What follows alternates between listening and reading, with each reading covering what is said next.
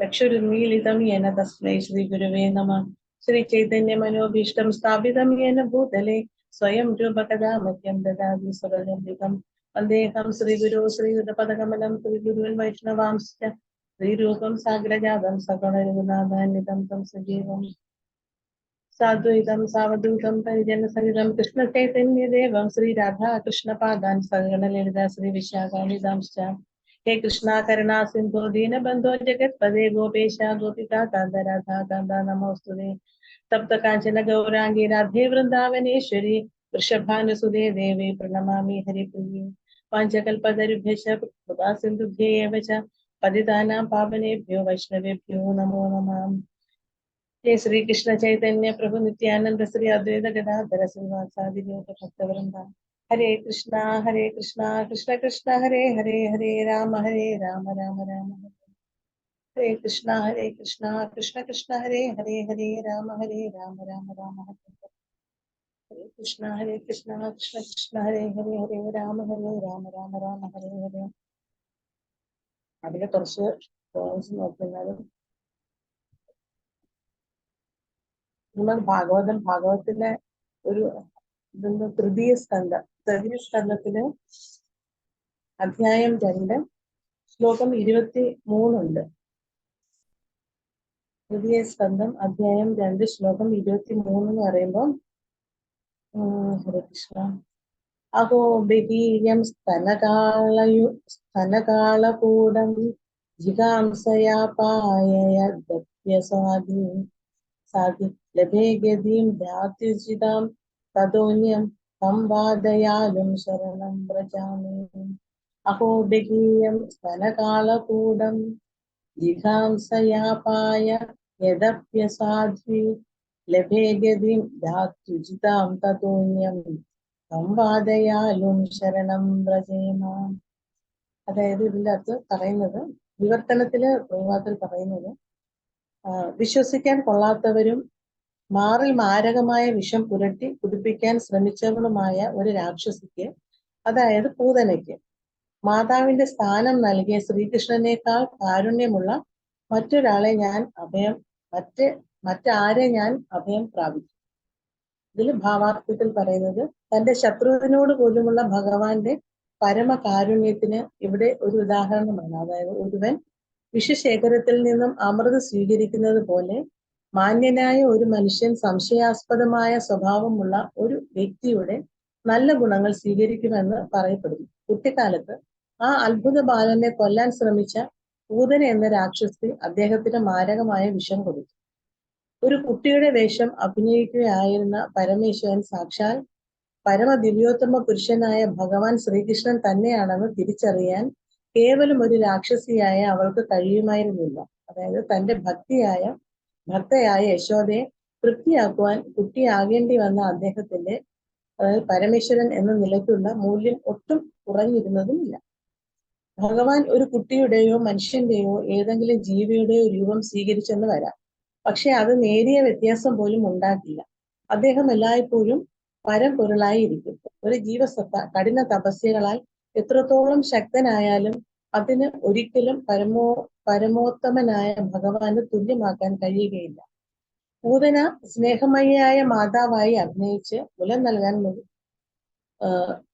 നുകരാൻ അനുവദിച്ചത് കൊണ്ടാണ് ഭഗവാൻ കൃഷ്ണൻ അവളുടെ മാതൃത്വം സ്വീകരിച്ചത്. ഭഗവാൻ മനുഷ്യജീവിയുടെ ഏറ്റവും താഴ്ന്ന യോഗ്യതയും സ്വീകരിച്ച് അവന് ഏറ്റവും ഉയർന്ന പ്രതിഫലം നൽകും. ആ സ്വഭാവത്തിന്റെ നിലവാരം അതുകൊണ്ടാണ് ഭഗവാൻ ഇല്ലാതെ ആരെയും പരമമായ അഭയം പ്രാപിക്കാൻ പറ്റുന്നില്ല എന്നാണ് പറയുന്നത്. ഇതിൽ പറയുന്നത് ശ്രീകൃഷ്ണ ഭഗവാൻ 3-ാം സ്കന്ധത്തിലെ ഈ 2-ാം അധ്യായം 23-ാം ശ്ലോകം എന്ന് പറയുന്നത്, വിതുരരും ഉദ്ധവരും തമ്മിൽ നടക്കുന്ന ഒരു സംഭാഷണം, ഇരുവരും ഭഗവാന്റെ വിഷയങ്ങൾ പങ്കുവെക്കുന്ന ഒരു സംഭാഷണമാണ് ഈ ഒരു അധ്യായത്തിൽ പറഞ്ഞു പോകുന്നത്. ഒരു ഭഗവാൻ ഈ പ്രഭാസ ക്ഷേത്രത്തിൽ അപ്രത്യക്ഷമായ ശേഷം അതിനുശേഷം ഉദ്ധവർ യാത്ര തുടരുകയും വിതുരരെ കണ്ടുമുട്ടുകയും, അപ്പൊ ഇവർ തമ്മിൽ നടക്കുന്ന ഒരു സംഭാഷണമാണ് ഈ അധ്യായത്തിൽ പറയുന്നത്. അപ്പൊ രണ്ടുപേരുടെയും സംഭാഷണ വിഷയം എന്ന് പറയുന്നത് ഭഗവാൻ ശ്രീകൃഷ്ണനാണ്. അപ്പൊ അതിന്റെ ഭാഗമായിട്ട് വരുന്ന ഒരു പ്രസിദ്ധമായ ഒരു ശ്ലോകമാണ് ഈ 23-ാമത്തെ ശ്ലോകം. ഇത് ഉദ്ധവർ പറയുന്ന ഒരു ശ്ലോകമാണ്. ഇതില് ഉദ്ധവർ ഭഗവാനെ സ്തുതിക്കുന്നുണ്ട്. ഉദ്ധവർ പറയുന്നുണ്ട്, അഹേ ഭജിയം സ്തനകാളകൂടം. അതായത് ഭജി, ഒരു രാക്ഷസിയായ സ്ത്രീ തന്റെ സ്തനത്തിൽ കാളകൂട വിഷം പുരട്ടി ജിഹാംസ, അതായത് അസൂയയോട് കൂടി അസ്വാദിയായിട്ടുള്ളവൾ, അതായത് സാധു എന്ന വാക്കിന്റെ സ്ത്രീ ശബ്ദമാണ് സ്വാതി. അസ്വാദി എന്ന് പറയുമ്പോഴത്തേക്ക് സ്വാതി അല്ലാത്ത ആളെന്ന് പറയാം. അപ്പൊ ഭഗവാൻ ശ്രീകൃഷ്ണൻ വിഷം നൽകി വധിക്കണം എന്ന ഉദ്ദേശത്തോടുകൂടി വന്ന പൂതനയ്ക്ക് ഒരു ധാത്രിയുടെ തുല്യമായ സ്ഥാനം പൂതനയ്ക്ക് ഭഗവാൻ നൽകിയതും തന്റെ ധാത്രിയുടെ സ്ഥാനം ഭഗവത് ധാമത്തിൽ അദ്ദേഹത്തെ പൂതനയ്ക്ക് നൽകിയിരിക്കുന്നു. അപ്പം ഈ ഭഗവാനെ വിട്ടിട്ട് ഞാൻ ആരെയാണ് ശരണം പ്രാപിക്കേണ്ടത് എന്നാണ് ഉദ്ധവർ ഈ ശ്ലോകത്തിലൂടെ ചോദിക്കുന്നത്. ഇതിലൂടെ ഭാവാർത്ഥത്തിൽ പറഞ്ഞിരിക്കുന്നത് പോലെ പ്രഭുപാദർ പറയുന്നുണ്ട്, ഇത് ഭഗവാൻ ശ്രീകൃഷ്ണന്റെ കാരുണ്യത്തിന്റെ ഉദാത്തമായ ഒരു ഉദാഹരണമാണെന്ന് പറയുന്നുണ്ട്. അങ്ങേയറ്റം കാരുണ്യവാനാണ് ഭഗവാൻ എന്ന് കാണിക്കുന്നുണ്ട് ഈ ശ്ലോകത്തിലൂടെ. ഇത് പൂതനാമോക്ഷത്തിലും ഒരു ശ്രുതി, ഒരു ഫലം തന്നെയാണ്. പൂതനയ്ക്ക് കിട്ടിയ ഒരു കാരുണ്യമാണെന്ന് പറയുന്നുണ്ട്. തന്നോട് ശത്രുതാഭാവം വെച്ച് പുലർത്തുന്നവരോട് പോലും ഭഗവാൻ കാരുണ്യം കാണിക്കുന്നു. അതിന്റെ ഒരു ഉത്തമ ഉദാഹരണമാണ്. അപ്പം ഒരു ആഢ്യനായ വ്യക്തിയുടെ, ഒരു സദ്വ്യക്തി എപ്പോഴും മറ്റുള്ളവരുടെ നന്മ മാത്രമാണ് അവര് കാക്ഷിക്കുന്നത്. എങ്ങനെ ഒരാൾ വിഷത്തിൽ അമൃതം കണ്ടെത്തുന്നത് എന്ന് പറയുന്നത് പോലെയാണ്. ഭഗവാൻ ചെറിയ കുഞ്ഞായിരിക്കുമ്പോൾ തന്നെ പൂതന ഭഗവാനെ വധിക്കാൻ വരികയും ഭഗവാൻ ആ പൂതനയെ വധിക്കുകയും ചെയ്യുന്നത്. ഭഗവാനെ വധിക്കാനായിട്ട് പൂതന എത്തുന്നത്, പക്ഷെ ഭഗവാൻ ആ പൂതനയെ വധിക്കുകയാണ് ചെയ്യുന്നത്. അവർ ഒരു രാക്ഷസി ആയതുകൊണ്ട് അവർക്ക് ഭഗവാന്റെ സദ്ഗുണങ്ങളെ കുറിച്ച് അറിയാൻ ഒരിക്കലും സാധ്യമായിരുന്നില്ല. ഭഗവാൻ കുഞ്ഞായിരിക്കുന്നത് കൊണ്ട് മാത്രം ഭഗവാന്റെ ആ ഒരു പരമപുരുഷത്വത്തിന് ഒട്ടും കുറവ് ഉണ്ടായിരുന്നില്ല. ഭഗവാൻ കുഞ്ഞാണെന്ന് കരുതി ഭഗവാന്റെ ശക്തിക്കോ ഭഗവാന്റെ ആഠ്യത്തിനോ ഒന്നും ഒരിക്കലും ഒരു കുറവ് വന്നിരുന്നില്ല. അപ്പൊ അദ്ദേഹം ഒരു കുഞ്ഞായി വന്നത് തന്റെ ഭക്തയായ യശോദയെ ആനന്ദിപ്പിക്കാൻ വേണ്ടിയാണ്. ഭഗവാന് ഏത് രൂപത്തിലും വേണമെങ്കിൽ വരാം. ഒരു ജീവാത്മാവ് കഠിന തപസ്സിലൂടെ നമ്മൾ എത്ര തന്നെ ശക്തി ആർജിച്ചാലും ഒരിക്കലും നമുക്ക് പരമപുരുഷനോളം ഒരു ശക്തി വിശേഷത്തിലേക്ക് എത്താനോ അല്ലെങ്കിൽ പരമപുരുഷനായി മാറാനോ ഒരിക്കലും സാധ്യമല്ല. അപ്പൊ മാതൃത്വം ഭഗവാൻ സ്വീകരിച്ചതിൽ അതുപോലെ ഭഗവാന്റെ ശക്തിക്ക് ഒരിക്കലും നമുക്ക് ഭഗവാന്റെ ശക്തിക്ക് തുല്യമായിട്ട് ഒരിക്കലും നമുക്ക് വരാൻ പറ്റുകയില്ല. അപ്പൊ പൂതനയുടെ മാതൃത്വം ഭഗവാൻ സ്വീകരിച്ചതിന് കാരണം എന്താണെന്ന് ചോദിച്ചാൽ, അവരൊരു സ്നേഹമയായ മാതാവിനെ പോലെ നടിക്കുകയും ഭഗവാൻ കൃഷ്ണന് അവരുടെ സ്തനപാനീയം നൽകുവാൻ തയ്യാറാവുകയും ചെയ്തത് കൊണ്ടാണ് ആ ഒരു മാതൃത്വത്തെ ഭഗവാൻ സ്വീകരിക്കാൻ കാരണം. അപ്പം ഭഗവാൻ ജീവാത്മാവിന്റെ ഏറ്റവും കുറഞ്ഞ യോഗ്യതയെ പോലും സ്വീകരിച്ചുകൊണ്ട് ഏറ്റവും കൂടുതൽ ഫലം നൽകും. അതാണ് ഭഗവാന്റെ സ്വഭാവം. അപ്പൊ അതുകൊണ്ട് ഭഗവാൻ അല്ലാതെ നമ്മൾ വേറെ ആരെയാണ് നമ്മൾ ആത്യന്തികമായി ആശ്രയിക്കേണ്ടത്, അല്ലെ? അങ്ങനെ പ്രഭുപാദർ ഭാവാർത്ഥം ആ ഒരു രീതിയിലാണ് പ്രഭുപാദർ ഭാവാർത്ഥം ഇവിടെ അവസാനിപ്പിക്കുന്നത്. നമുക്ക് ചെറിയൊരു കാര്യം പോലും ഭഗവാൻ അതിന്റെ ഫലം തിരിച്ചു നൽകുന്നതിന് 100 ഇരട്ടിയായിട്ടായിരിക്കും ഭഗവാൻ അതിന്റെ ഫലം തിരിച്ചു നൽകുന്നത്. ഇത് പ്രസിദ്ധമായ ഒരു ശ്ലോകമാണെന്ന് പറഞ്ഞല്ലോ. സുഖദേവ് ഗോസ്വാമി ബ്രഹ്മജ്ഞാനിയായിരുന്നു. അദ്ദേഹം ജനിച്ച ഉടൻ തന്നെ ഗൃഹം വിട്ടിട്ട് എവിടേക്ക് പോയി? വനത്തിലേക്ക് പോയതായിട്ട് അറിയാം. അതുപോലെ വ്യാസ മഹർഷി തന്റെ ശിഷ്യന്മാരോടും ഏറ്റവും കൂടുതൽ അടുത്ത് പഠിച്ച ശ്ലോകങ്ങൾ ഉരുവിടാൻ പറയുമ്പോൾ അതിൽ ഒരു ശ്ലോകം എന്ന് വിശേഷിപ്പിക്കുന്നത് ഈ ഒരു ശ്ലോകം തന്നെയാണ് എന്നാണ് അത് ഉദ്ധവർ പറയുന്നുണ്ട്. ഇതിലും ആശ്രിത വത്സലനായ ഒരു ഭഗവാനെ നമുക്ക് എവിടെയാണ് കാണാൻ പറ്റുക? അപ്പൊ നമ്മൾ എന്തിനാണ് ഓരോരുത്തരെയും ആശ്രയിക്കുന്നതെന്ന് ചോദിച്ചാല് അതിന് ഓരോരോ കാരണമുണ്ട്. നമ്മുടെ നിത്യജീവിതത്തിൽ തന്നെ നമുക്ക് കാണാം. പല കാര്യങ്ങൾക്ക് വേണ്ടിയിട്ട് നമ്മൾ ഓരോരുത്തരെയും ആശ്രയിക്കാറുണ്ട്. അപ്പം ശക്തരായ വ്യക്തികളെ ആശ്രയിക്കുന്നത് എന്തിനാണ്? നമുക്കൊരു പരിഗണന, അപ്പൊ നമുക്കൊരു സംരക്ഷണം കിട്ടുന്നതിന് വേണ്ടി, ഇല്ലേ? അപ്പൊ ശക്തരിൽ നിന്ന് നമുക്ക് സംരക്ഷണം കിട്ടുമെന്നും ഭഗവാനെ ആശ്രയിക്കണമെന്നും പറയുമ്പോൾ തന്നെ ഭഗവാൻ ഒരു സർവശക്തനാണ് എന്ന് നമുക്ക് അതിന്റെ ആ ഒരു ധ്വനി തീർച്ചയായിട്ടും അതിനകത്തുണ്ട്. അതുകൊണ്ടാണ് നമ്മൾ ഭഗവാനെ ആശ്രയിക്കണം. എന്തുകൊണ്ട്? ഭഗവാൻ സർവശക്തനാണ് എന്നത് നമുക്ക് പ്രത്യേകിച്ച് പറയേണ്ട കാര്യമില്ല. അത് അതിനകത്തുണ്ട്. കൂടാതെ എല്ലാത്തിന്റെയും ഉറവിടമാരാണ്? ഭഗവാനാണ്. ഭഗവാൻ അല്ലാതെ മറ്റൊന്നും ഇവിടെയില്ല. എല്ലാ ജ്ഞാനത്തിന്റെയും ഉറവിടമാണ് എന്ന് നമുക്കറിയാം. ഭഗവാനിൽ നിന്നും എല്ലാം നമുക്ക് ഭഗവാനിൽ നിന്ന് കിട്ടിയതാണ്. അതിനെ നമ്മൾ ഭഗവാനിൽ ശരണം പ്രാപിക്കുന്നു. അത് ശരണം പ്രാപിക്കുന്നത് എന്തുകൊണ്ട്? മോക്ഷം നൽകുവാൻ ഭഗവാന് മാത്രമേ സാധിക്കുകയുള്ളൂ. അപ്പൊ അതുകൊണ്ട് ഭഗവാനെ ശരണം പ്രാപിക്കുന്നു. എന്നാൽ ഭക്തന്മാരെ സംബന്ധിച്ചിടത്തോളം ഭഗവാന്റെ കാരുണ്യം ഭക്തനെ എങ്ങനെ ആകർഷിക്കുന്ന കാരുണ്യം, ഭക്തനെ നമ്മൾ ആകർഷിക്കുന്ന കാരുണ്യം എന്ന് പറയുമ്പോൾ അത് ഹൃദയത്തിന്റെ ഭാഷ്യമാണ്. ശക്തി സംരക്ഷണം എന്നെല്ലാം പറയുമ്പോൾ അതൊരു ഭൗതികമായ തലത്തിലോട്ട് പോകുന്നത്. നമ്മൾ ഹൃദയം കൊണ്ട് ഭഗവാനിലേക്ക് കൂടുതൽ എടുക്കണം എന്നാണ് പറയുന്നത്. മോക്ഷം എന്ന് പറയുന്നത് ഭൗതിക പ്രപഞ്ചത്തിന് മതിയായ വിഷമതകൾ സഹിക്കാൻ വയ്യ എന്ന് തോന്നുമ്പോൾ മോക്ഷത്തിന് വേണ്ടി നമ്മൾ ഭഗവാനെ ആശ്രയിക്കുന്നു. ഈ ഒരു മെറ്റീരിയൽ വേൾഡിൽ നിന്ന് നമുക്ക് ഈ ഒരുപാട് ദുഃഖങ്ങളൊക്കെ വരുമ്പോഴത്തേക്കും നമ്മൾ എന്തിനാ ഈ ജീവിതം, നമുക്ക് മോക്ഷത്തിലേക്ക് പോവാം. അതിനു വേണ്ടിയിട്ട് നമ്മൾ ഇന്ന് ഭഗവാൻ മോക്ഷം തരണേ എന്ന രീതിയിൽ നമ്മൾ ഭഗവാനെ മോക്ഷം കാക്ഷിച്ചുകൊണ്ട് ഭഗവാനിലേക്ക് നമ്മൾ ഇന്ന് ആശ്രയിക്കുന്നുണ്ട്. അതുപോലെ ജ്ഞാനത്തിന് വേണ്ടിയിട്ട് നമ്മൾ ഭഗവാനെ ആശ്രയിക്കുന്നുണ്ട്. ഇതിനെല്ലാം അപ്പുറം ഭഗവാന്റെ അകൗതുകമായ ഒരു കാരുണ്യമുണ്ട് എന്ന് നമ്മൾ മനസ്സിലാക്കണം. അത് നമ്മോട് കാരുണ്യം കാട്ടാൻ ഭഗവാൻ, ശരിക്കും പറഞ്ഞാൽ ഭഗവാൻ ബാധ്യസ്ഥനല്ല നമ്മളോട് കാരുണ്യം കാട്ടാനായിട്ട്. നമ്മൾ ഭഗവാന്റെ കാരുണ്യം നമ്മളിലേക്ക് കൊണ്ടുവരികയാണ് ചെയ്യേണ്ടത്. അതായത് ഭഗവാന്റെ കാരുണ്യം നമ്മളിൽ വർഷിക്കണം. അല്ല, ഇങ്ങോട്ട് വരണം ഭഗവാന്റെ കാരുണ്യം. അതിനു വേണ്ടിയിട്ട് നമ്മൾ എന്ത് അങ്ങോട്ട് ചെയ്യണോ അതാണ് നമ്മൾ ചെയ്യേണ്ടത്. അല്ലാതെ എന്ന ബാധ്യത ഭഗവാന് നമുക്കിങ്ങനെ കാരുണ്യം വർഷിച്ചു തരണം എന്നുള്ള അവന്റെ ബാധ്യത. ഭഗവാൻ എല്ലാവരോടും ഒരേ രീതിയിലാണ് ഭഗവാൻ കാണുന്നത്. എന്നാലും ഭഗവാൻ നമ്മുടെ മേൽ കാരുണ്യം ചൊരിയുന്നുണ്ട്. നമ്മൾ എന്തൊക്കെ ചെയ്താലും ഭഗവാൻ നമുക്കൊരു കാരുണ്യം തരുന്നുണ്ട്. അപ്പൊ ഇവിടെ ഭഗവത് പറയുന്നുണ്ട്, ഏറ്റവും കുറഞ്ഞ യോഗ്യതയെ പോലും ഭഗവാൻ സ്വീകരിച്ചുകൊണ്ട് ഭഗവാൻ തിരിച്ചു നൽകുന്നത് ഏറ്റവും ഉയർന്ന ഒരു കാരുണ്യമാണ് ഭഗവാൻ നമുക്ക് തിരിച്ചു തരുന്നത്. അതായത് നമുക്ക് എന്തെങ്കിലും ചെറിയ യോഗ്യതയുണ്ടോ അത് ഭഗവാൻ നോക്കിയെടുത്തിട്ട് ഇത് എവിടുന്ന നമുക്കുള്ള ചെറിയ യോഗ്യത പോലും എന്താണെന്ന് ഭഗവാൻ ആ തപ്പിയെടുക്കും. എന്നിട്ട് അതിൽ നിന്നും ഭഗവാൻ നമുക്ക് തിരിച്ചു തരുന്ന എന്താണ്? വലിയ വലിയ കാരുണ്യമാണ് ഭഗവാൻ നമുക്ക് തിരിച്ചു തരുന്നത്. അങ്ങനെയാണ് ഭഗവത്തിൽ ഇതിനകത്ത് പറഞ്ഞ് അവസാനിപ്പിക്കുന്നത്.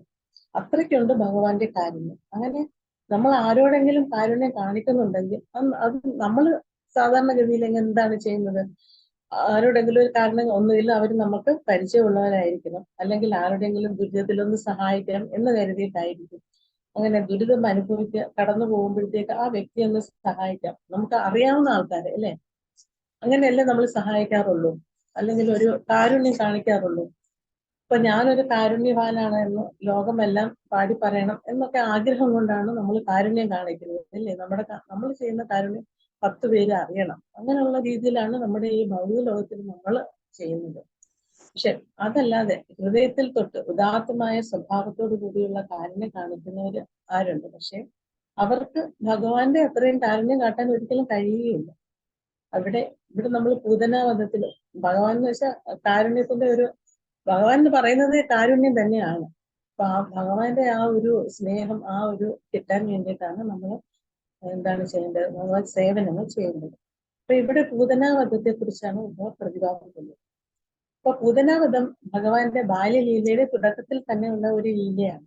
പൂതന വളരെ സ്നേഹം നടിച്ച് യശോദയെ വന്ന് കാണുകയും കുഞ്ഞിനെ വന്ന് കാണാൻ ഒരുപാട് പേര് വരുന്നുണ്ട്.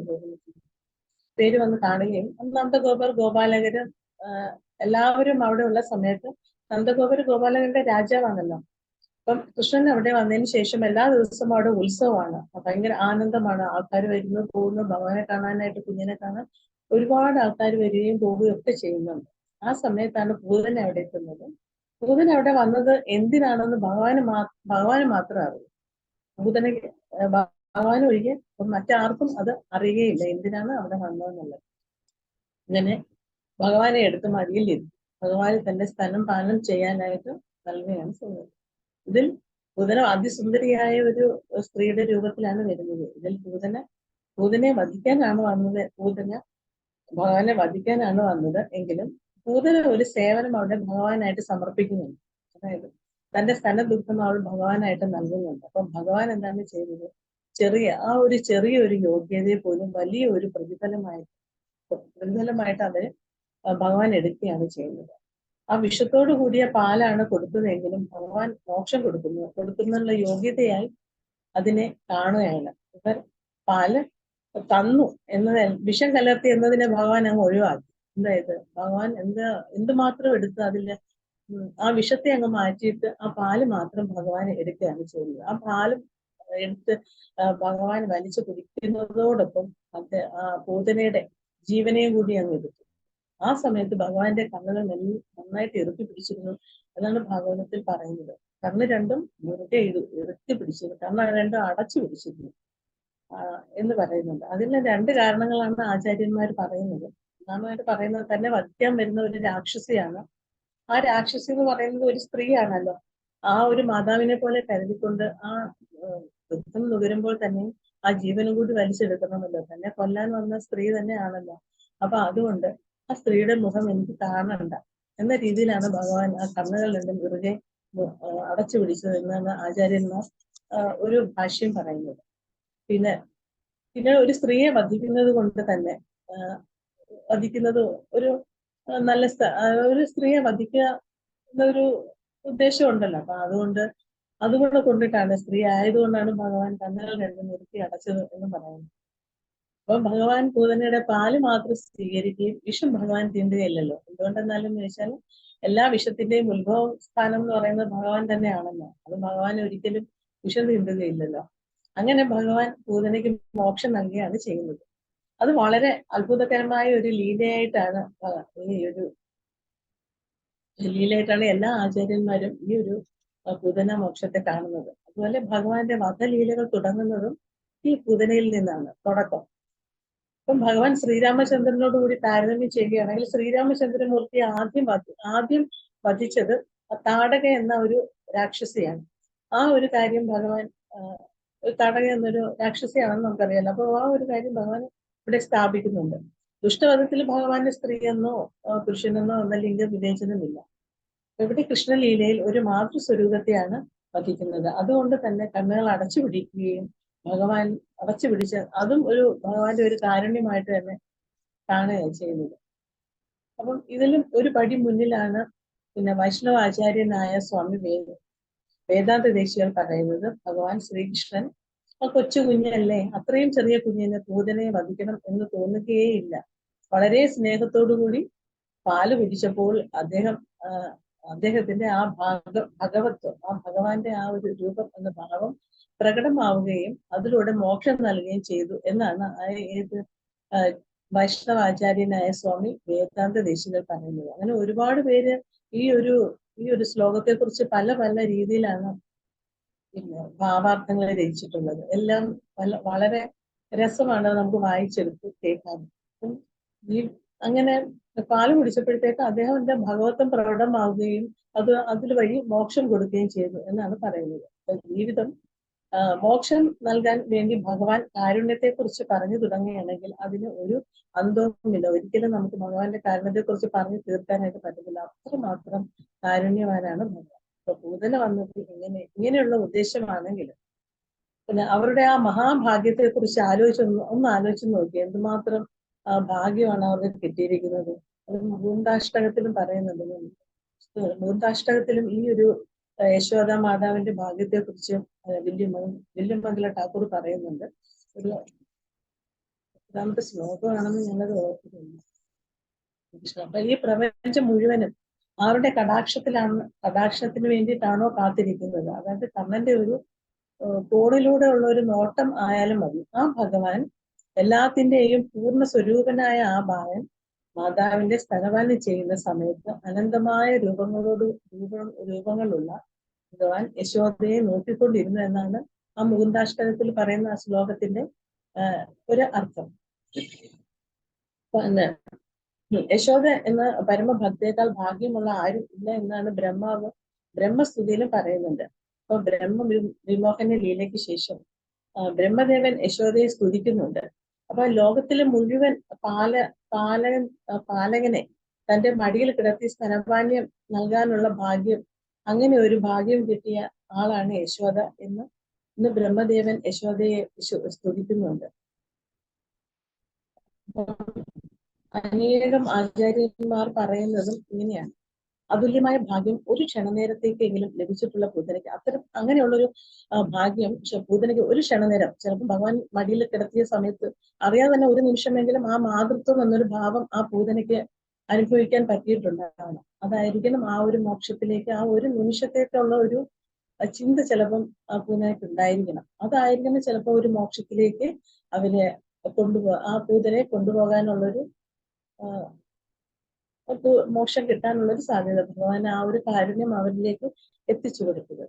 അപ്പം നമുക്ക് അല്പമെങ്കിലും ഒരു നന്മയുണ്ടെങ്കിൽ ഭഗവാൻ ആ ആത്മാർത്ഥതയെ ഭഗവാൻ അത് സ്വീകരിക്കും. ആ ഒരു നേരത്തെ, ഒരു ഇച്ചിരി നേരത്തേക്കുള്ള ഒരു നന്മ ചിലപ്പം ഭഗവാൻ അത് വലിയ രീതിയിലായിരിക്കും ഭഗവാൻ അത് സ്വീകരിക്കുക.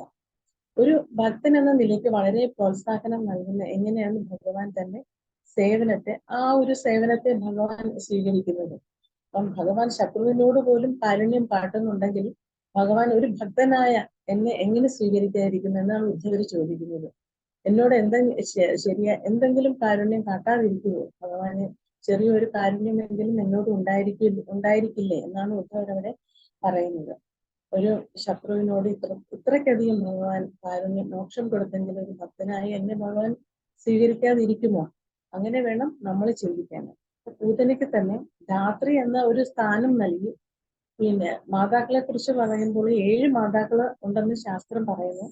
അതിൽ ഒരു മാതാവാണ് ധാത്രി. മറ്റ് മാതാക്കൾ എന്ന് പറയുമ്പോൾ ഒരു മാതാവ് നമുക്ക് ജന്മം തന്ന മാതാവ്, രണ്ടാമത്തത് ബ്രാഹ്മണന്റെ പത്നി മാതാവാണ്, ഗുരുവിന്റെ പത്നി മാതാവാണ്, രാജാവിന്റെ പത്നി മാതാവാണ്, പിന്നെ അടുത്തത് ഭൂമി ദേവി നമ്മുടെ മാതാവാണ്, ഗോമാതാവ് മാതാവായിട്ട് നമ്മൾ കാണണം. അതുപോലെ തന്നെ ധാത്രിയും നമ്മൾ മാതാവാണ്. പിന്നീട് പറയുന്നത് ഇതാണ് സപ്തമാതാക്കൾ. ഇതിലൊരു മാതാവാണ് ധാത്രി. ധാത്രി എന്നാൽ കുഞ്ഞായിരിക്കുമ്പോൾ തന്നെ നമ്മളെ ശുശ്രൂഷ ചെയ്തുകൊണ്ടിരിക്കും. ആ ധാത്രി ആ ഗുണങ്ങളുള്ള സ്ത്രീ ആയിരിക്കും. ഭഗവാൻ പൂതനയ്ക്ക് സ്ഥാനം നൽകിയത് നമ്മൾ ചെയ്യുന്ന ചെറിയ ചെറിയ സേവനങ്ങൾ പോലും ഭഗവാൻ കാണും. അത് ഭഗവാന്റെ സ്വഭാവമാണ് എന്നുള്ളത് നമ്മൾ മനസ്സിലാക്കിയിരിക്കണം.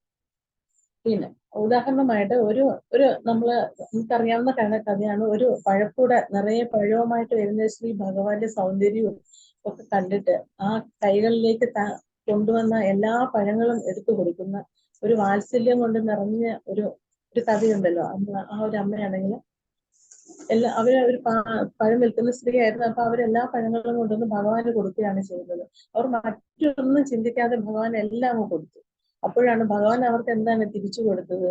ആ ഒരു കൂടെ നിറയെ രത്നങ്ങളൊക്കെ തിരിച്ചു കൊടുത്ത് അവന് 100 ഇരട്ടിയായിട്ട് 1000 ഇരട്ടിയായിട്ടാണ് ഭഗവാൻ തിരിച്ച ആ ഒരു കാരുണ്യം അവർക്ക് കൊടുക്കുന്നത്. നമ്മൾ ഏത് ഭാവത്തിലാണ് നമ്മൾ ഭഗവാനെ ദർശിക്കുന്നത് അത് വളരെ വലിയ ഒരു കാര്യമായിട്ട് വേണം നമ്മൾ അത് എടുക്കാനായിട്ട്. നമ്മൾ ചെറിയ സേവനങ്ങൾ ഏർപ്പെട്ടാലും ഭഗവാൻ എന്താണ് അത് വലിയ വലിയ സേവനങ്ങളായിട്ട് തന്നെ എടുക്കും. ഇപ്പൊ സേതുബന്ധനത്തിന്റെ സമയത്തിനും തന്നെ ചെറിയൊരു ഒരു അണ്ണാർക്കണ്ണന്റെ സേവനം പോലും ഭഗവാൻ സ്വീകരിച്ചു എന്നുള്ളതാണ്. ഇപ്പൊ ബദ്ധജീവാത്മാവിന്റെ സ്വഭാവമാണ് ചെറിയ ചെറിയ കാര്യങ്ങൾ ചെയ്താലും അതിനെ വലുതാക്കി കാണിക്കുക എന്നതിൽ. എന്നാൽ ഭഗവാൻ തന്റെ ഭക്തൻ ചെയ്യുന്ന ചെറിയ കുഞ്ഞു കാര്യങ്ങൾ പോലും വലുതായിട്ട് സ്വീകരിക്കും. അതാണ് പ്രതിഫലവും, അതിന്റെ പ്രതിഫലവും വളരെ വലുതായിരിക്കും. അപ്പൊ സുധാമാവിന് അതുപോലെ മറ്റു കഥ, സുധാമാവിന് പോകാൻ താല്പര്യം ഇല്ലായിരുന്ന പിന്നെ തന്റെ ഭാര്യയാണ് പോയിട്ട് വരും, കണ്ണനെ കണ്ടിട്ട് വരുമെന്ന് പറഞ്ഞു വിടുന്നു. അപ്പൊ ഭഗവാനെ കാണാൻ പോയതും ആ പോകുന്ന വഴിയിൽ എല്ലാം തന്റെ സതീർത്ഥനായ ഭഗവാനെ കാണാൻ പോവുകയാണെന്നുള്ള ചിന്ത എപ്പോഴും ആ ചിന്തയാണ് അദ്ദേഹത്തിനെ പിടികൂടുന്നത്. അപ്പൊ കണ്ണനെ മാത്രം മനസ്സിൽ വിചാരിച്ചാണ് അങ്ങോട്ട് പോകുന്നത്. പക്ഷെ കൃഷ്ണൻ ഒന്ന് ആലിംഗനം ചെയ്ത് കഴിഞ്ഞപ്പോൾ സുധാമാവ് വിചാരിക്കുന്നുണ്ട്, ഞാൻ ദരിദ്രനും പാപിയുമാണ്, അതുപോലെ ശ്രീകൃഷ്ണൻ എവിടെ, ഞാൻ എവിടെ എന്നുള്ള രീതിയിലൊക്കെ ചിന്തിക്കുന്നുണ്ട്. അപ്പൊ അപ്പൊ ഭഗവാൻ എന്താണ് അപ്പൊ ചെയ്യുന്നത്? ആ ബന്ധുവായ ആ ബ്രാഹ്മണനെ ബന്ധുവായ എന്നെ സ്വന്തം ബാഹുക്കൾ കൊണ്ട് ആലിംഗനം ചെയ്ത് ഞാൻ എത്ര ഭാഗ്യവാനാണ് എന്നൊക്കെ സുധാമാവ് വിചാരിക്കുന്നുണ്ട്. ഭഗവാൻ തിരിച്ച് ആ ഒരു ആലിംഗനത്തിലൂടെ ഒരു സുധാമാവിനെ സംബന്ധിച്ചിടത്തോളം ആ ഒരു ആലിംഗനം തന്നെ അദ്ദേഹത്തിന് അത് മതി അദ്ദേഹത്തിന്. പക്ഷെ ഭഗവാൻ എല്ലാം ധനവും എല്ലാം ഭഗവാൻ തിരിച്ചു കൊടുക്കുന്നുണ്ട്. അല്ലാതെ സുധാമാവിന് ധനത്തോടുള്ള ആർത്തിയോ അല്ലെങ്കിൽ ഒന്നും ഉണ്ടായിരുന്നില്ല. ഭഗവാനെ ഒന്ന് കാണുക മാത്രമായിരുന്നു സുധാമാവിന്റെ ലക്ഷ്യം. പക്ഷെ ഭഗവാൻ എന്തൊക്കെ തിരിച്ചു കൊടുത്തു. അദ്ദേഹം കാരുണ്യത്തോടു കൂടി ആ മഹാലക്ഷ്മിയുടെ എല്ലാ അദ്ദേഹത്തിന്റെ ഒരു ഗ്രഹവും ഭാര്യയും വീടും കുട്ടികളും എല്ലാവർക്കും ആ കാരുണ്യം ചൊരിഞ്ഞുകൊണ്ട് തിരിച്ചു കൊടുത്തു. ഭഗവാൻ തിരിച്ച് ആ ഒരു സേവനത്തിന് പകരമായിട്ട്, ആ ഒരു ആത്മാർത്ഥതയ്ക്ക് പകരമായിട്ട് കൊടുക്കുക അല്ലേ? അത് നമുക്കറിയാം. അങ്ങനെ ഒരു കഥയുണ്ടല്ലോ. അതുപോലെ തന്നെ ഭൗതിക നേട്ടങ്ങൾക്ക് വേണ്ടി ഒരു ഭക്തൻ ഒരിക്കലും ഭഗവാനെ ഉപയോഗിക്കാറില്ല. അപ്പൊ ഉദ്ധവർക്കും വിതുരർക്കും ഭഗവാന്റെ കാരുണ്യം ഒരുപാട് ലഭിച്ചിട്ടുള്ള രണ്ട് വ്യക്തികളാണ്. പക്ഷെ ഭഗവാൻ ചൊരിഞ്ഞ കാരുണ്യത്തെ കണ്ട് അത്ഭുതപ്പെടുകയാണ് ഉദ്ധവര്. ഉദ്ധവര് പറയുന്നുണ്ട്, ഈ അപ്രകട പ്രപഞ്ചത്തിലും കാരുണ്യവാൻ ആരുണ്ട് എനിക്ക് ആശ്രയം ലഭിക്കുവാനാണ്. ഈ ഒരു പ്രപഞ്ചത്തിൽ എനിക്ക് കാരുണ്യം തരാനായിട്ട് വേറെ ആരുണ്ട്? വേറെ ആരുമില്ല എനിക്ക് കാരുണ്യം നൽകാനായിട്ട് ഭഗവാൻ അല്ലാതെ. മറ്റാരെയും, അതുകൊണ്ട് ഞാൻ ആരെയാണ് ആശ്രയിക്കേണ്ടത്? എനിക്ക് ആരെയും ആശ്രയിക്കാനില്ല. ആകപ്പാടെ ആശ്രയിക്കാനുള്ളത് ഭഗവാൻ ശ്രീകൃഷ്ണനെ മാത്രമാണ് പറയുന്നുണ്ട്. അതിന് ഉപരിയായിട്ട് മറ്റൊന്നുമില്ല. നമ്മൾ പൂതനയെ പോലെ ആകണം എന്നല്ല പറയുന്നത്. അതായത് എന്തൊരു ഗൂഢലക്ഷ്യത്തോടു കൂടി വരികയും അവസാനം മോക്ഷം പ്രാപിക്കുകയും ചെയ്തു. നമ്മൾ അങ്ങനെ ചെയ്യുന്ന ഒരു വ്യക്തി നമ്മൾ ആയിരിക്കരുത്. നമ്മൾ ഉൾക്കൊള്ളുന്നത്, നമ്മൾ ചെയ്യുന്ന സേവനം ഏറ്റവും കൂടുതൽ ആത്മാർത്ഥതയോടുകൂടി ചെയ്യുക. അതാണ് ഭഗവാൻ ആഗ്രഹിക്കുന്നത്. അപ്പൊ നമ്മൾ ഒന്നും കൊടുത്ത് ഭഗവാനെ നമുക്ക് ഭഗവാൻ ഒന്നും കൊടുത്താൽ തികയില്ല, നിറയാൻ പോകുന്നില്ല. ഒരിക്കലും ഭഗവാന് നിറയാൻ പോകുന്നില്ല. അപ്പൊ നമ്മൾ സർവാംഗ പരിത്യാഗത്തെ കുറിച്ചാണ് പറയുന്നത്. അപ്പൊ ഇഹലോകത്തിൽ ഈ വസിക്കുന്ന ഈ ശരീരം പോലും നമുക്ക് സ്വന്തമല്ല എന്നിരിക്കും. നമ്മൾ എന്തിനെയാണ് പരിത്യജിക്കുക എന്നാണ് നോക്കേണ്ടത്. യഥാർത്ഥത്തില് നമുക്ക് ഒന്നും വേണ്ട, എല്ലാം ഭഗവാന് തന്നെ കൊടുക്കും. നമുക്ക് സത്യത്തിൽ നമ്മുടെ ശരീരം പോലും നമുക്ക് സ്വന്തമല്ലല്ലോ. യഥാർത്ഥത്തിൽ നമ്മൾ പരിത്യജിക്കുന്നത് എന്താണെന്ന് ചോദിച്ചാൽ, ഇതെല്ലാം എന്റെയാണ്.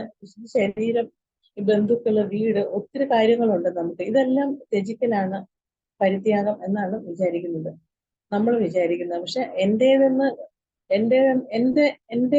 എന്ന തെറ്റിദ്ധാരണയാണ് നമ്മൾ ത്യജിക്കേണ്ടത്.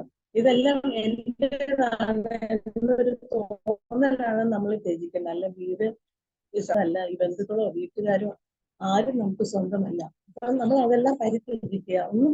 ഇതൊന്നും നമ്മളല്ല, ഇതൊന്നും നമുക്ക് വേണ്ടിയിട്ടുള്ളതുമല്ല. അങ്ങനെയുള്ള ഒരു ചിന്ത നമ്മുടെ മനസ്സിലുള്ളവർക്ക് പരിത്യജിക്കുക എന്ന വേർഡ് പോലും മനസ്സിലാക്കാൻ പറ്റുള്ളൂ.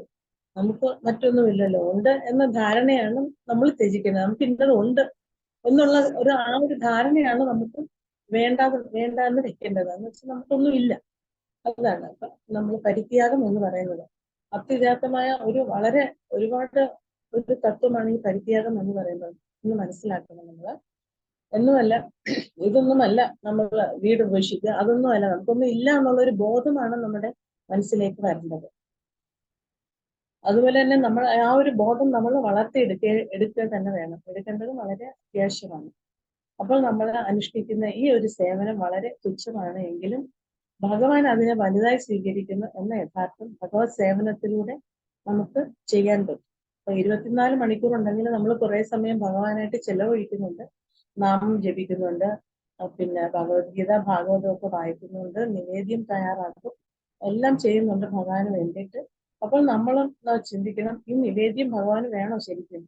അങ്ങനെ എത്രയോ പേരാണ് ഭഗവാനെ ഇങ്ങനെ നിവേദ്യം കൊണ്ട് വയറ് നിറയ്ക്കുന്നത് എന്ന് നമ്മൾ വിചാരിക്കുന്നു. എത്രയോ അസംഖ്യം ആൾക്കാരാണ് ഭഗവാന് വേണ്ടിയിട്ട് നിറയെ നിവേദ്യങ്ങൾ. അപ്പൊ നമ്മൾ ഉണ്ടാക്കുന്ന ഈ ചെറിയൊരു നിവേദ്യം ഭഗവാന് വേണോ? ഭഗവാൻ സ്വീകരിക്കുമോ?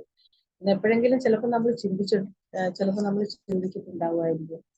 അപ്പം ഭഗവാന് സമർപ്പിക്കുന്ന നിവേദ്യം പ്രസാദമായി സ്വീകരിക്കുന്നതിലൂടെ നമുക്കാണ് സത്യത്തിൽ ഗുണം ലഭിക്കുന്നത്. നമ്മൾ വിചാരിക്കും ഇത്രയും പേര് ഭഗവാന് വേണ്ടിയിട്ട് നിവേദ്യം സമർപ്പിക്കുന്നു, ഉണ്ടാക്കുന്നു. നമ്മൾ ഉണ്ടാക്കുന്ന ഈ നിവേദ്യം നമ്മൾ ഭഗവാന് കൊടുക്കുമ്പോൾ ഭഗവാൻ അത് സ്വീകരിക്കും. സത്യത്തിൽ ഭഗവാൻ ഇഷ്ടംപോലെ നിവേദ്യം കിട്ടുന്നുണ്ട്. പക്ഷെ നമ്മൾ നിവേദിക്കുന്ന ആ, ആ ഒരു നിവേദ്യത്തിന്റെ പ്രസാദമായിട്ട് നമ്മളത് കഴിക്കുമ്പോൾ അതിന്റെ ഒരു ഗുണം നമുക്കാണ് കിട്ടുന്നത്. ഇല്ലേ? ഭഗവാൻ അതിലൂടെ കാരുണ്യം നമ്മളിലേക്ക് എത്തിക്കുന്നു. നമ്മൾ ഭഗവാന് വേണ്ടി പറഞ്ഞിട്ട് എന്തെല്ലാം ചെയ്യുന്നു ആത്യന്തികമായി നമുക്കത് സത്യത്തിൽ തിരിച്ച് നമുക്കാണ് ആ ഗുണം നൽകുന്നത്. അത് ഭഗവാന് അറിയാം നമ്മൾ ചെയ്യുന്ന കാര്യങ്ങൾ എന്തൊക്കെയാണ്. അപ്പൊ നമ്മുടെ ഗുണം കാക്ഷിക്കുന്നത് കൊണ്ടാണ് നമുക്ക് ഗുണം കാക്ഷിക്കുന്നത് കൊണ്ടാണ് നമ്മൾ സത്യത്തിൽ നമ്മുടെ ഗുണത്തിന് വേണ്ടിയിട്ടാണ് നമ്മൾ സേവനം ചെയ്യുന്നത് എന്ന് ഭഗവാൻ പറയുന്നുണ്ട്. അപ്പൊ സ്നേഹത്തോടെ ഭഗവാനെ സേവിക്കുന്നു. ഭഗവാന് നമ്മൾ എന്തുവാ ഒരു എപ്പോഴും പറയുന്നത് പോലെ നമ്മൾ ഒരു പടി മുന്നോട്ട് വെച്ചിരുന്നാൽ ഭഗവാന് 100 അടി അല്ലെങ്കിൽ 1000 അടി നമ്മളെ മുന്നോട്ട്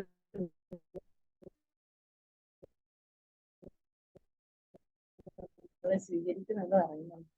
നമ്മൾ കാത്തിരിക്കണം. കിട്ടാൻ മാത്രമേ നമ്മുടെ മേൽ ഭഗവാന് കാരുണ്യം കാരുണ്യം ചൊരിയുള്ളൂ. പിന്നെ ഒരു കാര്യം കൂടിയുണ്ട്, നമ്മൾ ഭഗവാന്റെ കാരുണ്യം ചൊരിഞ്ഞേ പറ്റൂ എന്ന് പറഞ്ഞ് നമ്മൾ ശാഠ്യം പിടിക്കാൻ പാടില്ല കേട്ടോ. സാധ്യമായത് സാധ്യമായത് എന്താന്ന് വെച്ചാൽ നമ്മൾ ഭഗവാന് വേണ്ടി ചെയ്തുകൊണ്ടിരിക്കുക. അപ്പോൾ കാരുണ്യം ചൊരിയുക എന്നുള്ളത് അത് ഭഗവാന്റെ ഇഷ്ടം. ഭഗവാൻ നമ്മൾ ഒരു കാര്യം ഉറപ്പാണ്, നമ്മൾ എന്ത് ചെയ്യുന്നോ അതിന് 100 ഇരട്ടിയായിട്ട് ഭഗവാൻ തിരിച്ച് നമുക്ക് കാരുണ്യം ചൊരിഞ്ഞുകൊണ്ടേയിരിക്കും. അതുകൊണ്ട്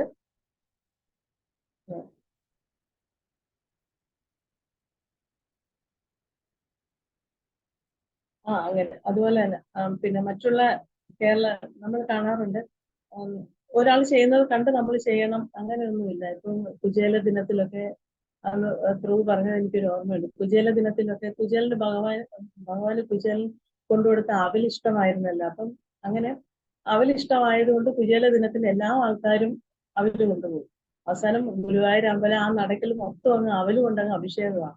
അതിന്റെ പുറത്തൂടെ ആൾക്കാർ നടന്നു പോകുന്നതുമൊക്കെ അതൊക്കെ കാണുമ്പോഴത്തേക്ക് അതൊരു ഒരു മൗഢ്യമായ ഒരു കാര്യമായിട്ട് നമ്മളത് തിരിച്ചറിയണം. കാര്യം ഭഗവാന് അവല് ഇഷ്ടമാണോ ഒക്കെ നമ്മൾ അവല് ഭഗവാനെ നിവേദിക്കുന്നു. പക്ഷെ എന്ന് കരുതിയാണ് നമ്മൾ ഭക്തിയോടുകൂടി സമാധാനത്തോടെ സമചിത്തതയോടുകൂടി സ്നേഹത്തോടെ വാത്സല്യത്തോടു കൂടി വേണം ഭഗവാൻ അത് കൊടുക്കാൻ. അല്ലാതെ ഭഗവാന് കൊണ്ടുവന്ന് കൊടുത്തു പോവുക അങ്ങനെയല്ല. ഭഗവാന്റെ കാരുണ്യം കിട്ടണമെന്നുണ്ടെങ്കിൽ നമ്മുടെ മനസ്സാണ് വേണ്ടത്. ആ മനസ്സിലൂടെ ഭഗവാന്റെ ഹൃദയത്തിലൂടെ ഭഗവാനെ അറിഞ്ഞു വേണം നമ്മൾ ഭഗവാൻ ഒരു നിവേദ്യം കൊടുക്കാനോ ഭഗവാൻ ഒരു പുഷ്പം അർച്ചിക്കാനോ ഭഗവാന് വേണ്ടിയിട്ട് ജലം കൊടുക്കാനോ എന്ത് ചെയ്യുന്നതും ആ മനസ്സ് ഭഗവാന് കാണാമല്ലോ. ആ മനസ്സിലൂടെയാണ് ഭഗവാൻ നമ്മളെ മനസ്സിലാക്കുന്നത്. അതിന് പ്രതിഫലമായിട്ട് നമുക്ക് ഭഗവാന്റെ കാരുണ്യം നമ്മളിലേക്ക് വരുന്നത്. അതുപോലെ നമ്മൾ വെറുതെ എല്ലാവരും ചെയ്യുന്നു ഞാനും ചെയ്യുന്നു അങ്ങനെയല്ല അതിന്റെ രീതി. ഭഗവാൻ നമ്മൾ എന്ത് ചെയ്യുന്നു എന്നുള്ളത് ഭഗവാന് അറിയാം. അപ്പം അർജുനൻ ഭഗവാനോട് പറയുന്നുണ്ട്. ഭഗവാനോട് പറയുന്നത് എന്താണ്? ശരണം പ്രാപിക്കുമ്പോൾ പറയുന്നുണ്ട്, ഭഗവാനെ എനിക്ക് എന്താണ് ചെയ്യേണ്ടതെന്നും അത് എങ്ങനെയാണ് ശരണം പ്രാപിക്കേണ്ടതെന്നും ഒന്നും എനിക്കറിയില്ല. എന്താ ചെയ്യേണ്ടതെന്ന് പോലും എനിക്കറിയില്ല. ഒരാളെ എങ്ങനെ ശരണം പ്രാപിക്കണം എന്നതുപോലും എനിക്ക് അറിയുന്നില്ല. അതുകൊണ്ട് ഭഗവാനെ ഞാൻ എങ്ങനെയും ശരണം പ്രാപിക്കുന്നു എന്ന് പറഞ്ഞിട്ടാണ് അർജുനൻ ഭഗവാനിലേക്ക് ശരണം പ്രാപിക്കുന്നത്, ഭഗവാന്റെ കാൽക്കൽ വീഴുന്നത്. അങ്ങനെയുള്ള ഒരു ആത്മവിശ്വാസം പുലർത്തിക്കൊണ്ട് വേണം നമ്മൾ എപ്പോഴും ഭക്തിയുടെ സേവനം ചെയ്യാൻ. അപ്പം ഭക്തിയുടെ സേവനത്തിലൂടെ നമുക്ക് ഭഗവാൻ ഏർപ്പെടുന്ന സമയത്ത് ആ മനസ്സ് ഇത്രയും ഭഗവാനിൽ അർപ്പിച്ചുകൊണ്ട് നമ്മൾ മനസ്സോടുകൂടി ഭഗവാനെ ഒരു നിമിഷം മതി, ഒരു സെക്കൻഡ് മതി. പലപ്പോഴും നമ്മൾ ക്ഷേത്രങ്ങളിൽ പോയി നിൽക്കുമ്പോഴോ ഭഗവാന്റെ മുന്നിൽ നിൽക്കുമ്പോഴോ നമുക്ക് മൊത്തം സമയം നമുക്ക് അങ്ങോട്ട് കോൺസെൻട്രേറ്റ് ചെയ്യാൻ ഒരിക്കലും പറ്റത്തില്ല. നമ്മുടെ ചിന്തകൾ എപ്പോഴും പല പല സ്ഥലത്തിലേക്ക് ചെതറിക്കൊണ്ടേയിരിക്കും. അപ്പൊ ഒരു നിമിഷത്തെ നമ്മൾ നിൽക്കുന്ന ചില സമയം ഒരു നിമിഷം മാത്രം നമ്മൾ ചെന്ന് ആദ്യം കാണുന്ന ചില സമയത്തായിരിക്കും. ആ ഒരു നിമിഷം ചിലപ്പോൾ നമ്മൾ ആ ഭഗവാന്റെ സ്വരൂപത്തെ അല്ലെങ്കിൽ ആ ഒരു നിമിഷം നമ്മൾ ആ ഭഗവാനിലോട്ട് അങ്ങ് അലിഞ്ഞു പോകുന്നു. ആ ഒരു നിമിഷം മതി നമുക്ക് ആ ഒരു ഭഗവാന്റെ ഒരു കാര്യം നമുക്ക് തിരിച്ചു കിട്ടാൻ. അതുപോലെ അർജുനൻ പറഞ്ഞതുപോലെ എനിക്ക് എന്താ ചെയ്യേണ്ടതെന്ന് എനിക്ക് അറിയില്ല, ഞാൻ ഭഗവാനിലേക്ക് ശരണം പ്രാപിക്കുകയാണ്, ഭഗവാനെ അങ്ങ് എന്നെ സ്വീകരിക്കണം എന്ന് പറഞ്ഞിട്ടാണ് ഭഗവാന്റെ ആ കാൽക്കലിലേക്ക് വീഴുന്നത്, ആ ശരണം പ്രാപിക്കുന്നത്. അതുപോലെ ഭക്തിയുടെ സേവനത്തിലൂടെ നമ്മൾ എല്ലാം ഭഗവാനിൽ അർപ്പിച്ചുകൊണ്ട് ചെയ്തു കഴിഞ്ഞാൽ ഭഗവാന്റെ എല്ലാ കാര്യങ്ങളും നമ്മളിലേക്ക് വന്നു ചേരും എന്നാണ് ഈ ശ്ലോകത്തിലൂടെ പ്രഭുപാദർ പറഞ്ഞു വെക്കുന്നത്. ഹരികൃഷ്ണ പ്രഭു ഇത്രയൊക്കെ ഉള്ളൂ ഞാൻ പറയാനായിട്ട്. ഹരികൃഷ്ണ.